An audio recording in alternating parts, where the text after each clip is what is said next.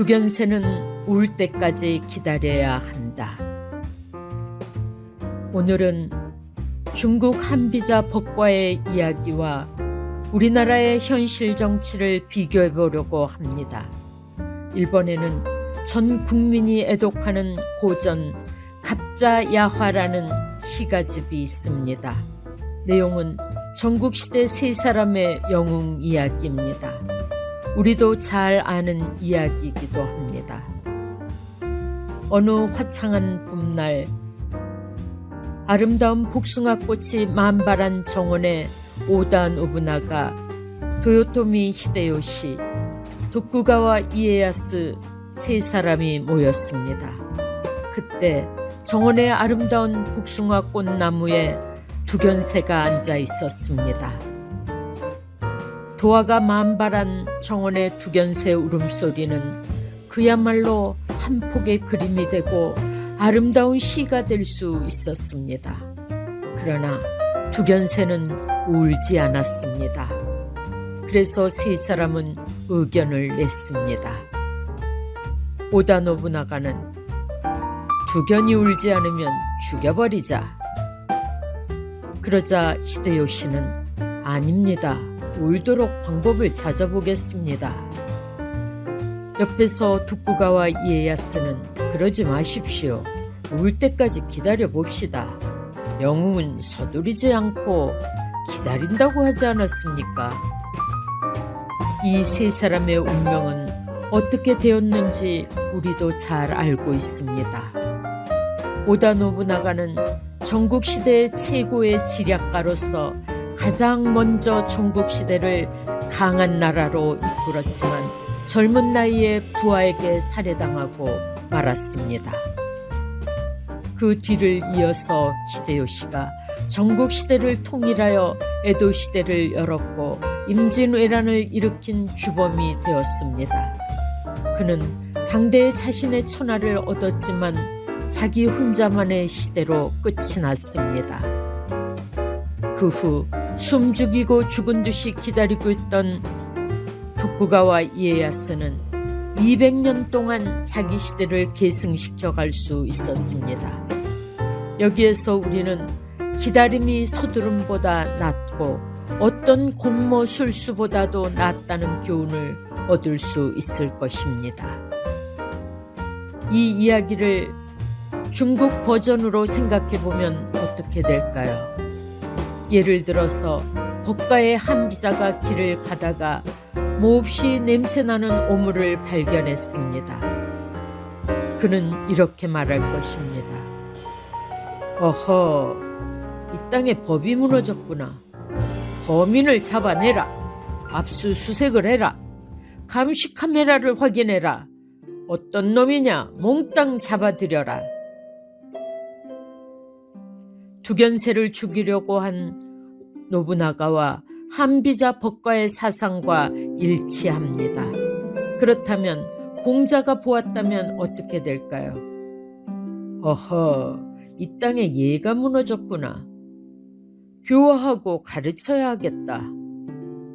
이것은 히데요시의 방법론에 일치합니다. 그리고 노자가 보았다면 어허, 얼마나 급했으면 여기에다 버렸을꼬. 인간의 본성을 이해하려고 했을 것입니다. 그렇다면 지금 우리의 현실은 어떻습니까? 복숭아밭에서 울지 않는 두견새를 죽이려고 큰 칼을 마구 휘둘러서 다 죽이려고 했던 오다 노부나가는 세 사람 중에 가장 먼저 죽었습니다.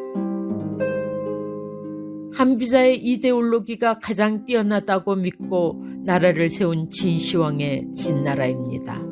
전국시대 가장 두강했고 가장 법을 잘 지키고 막강했던 진나라가 30년을 못 가고 망하고 말았습니다.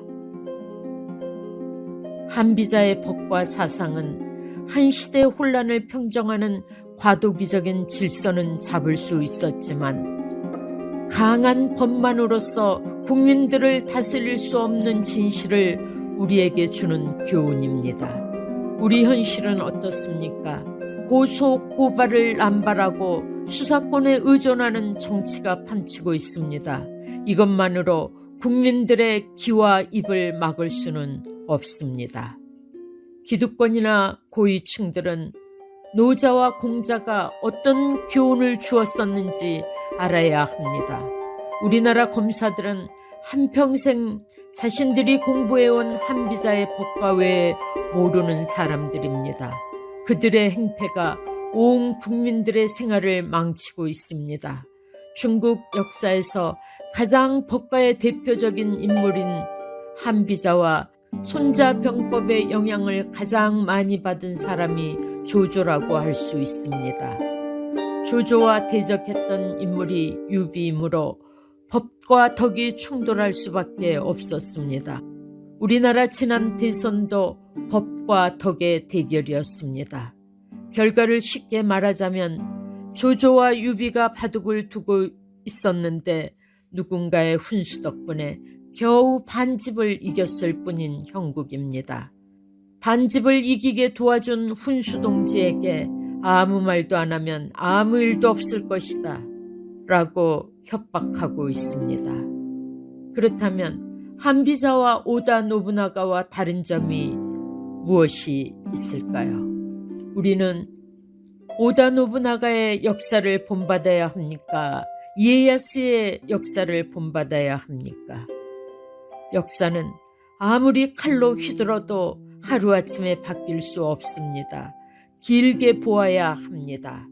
한비자의 법가에는 법치, 술치, 세치가 있습니다. 법치란 군주는 법을 정하고 술치는 법을 잘 운영해야 하고 세치로 신하와 백성을 사랑으로 보살펴야 한다고 했습니다.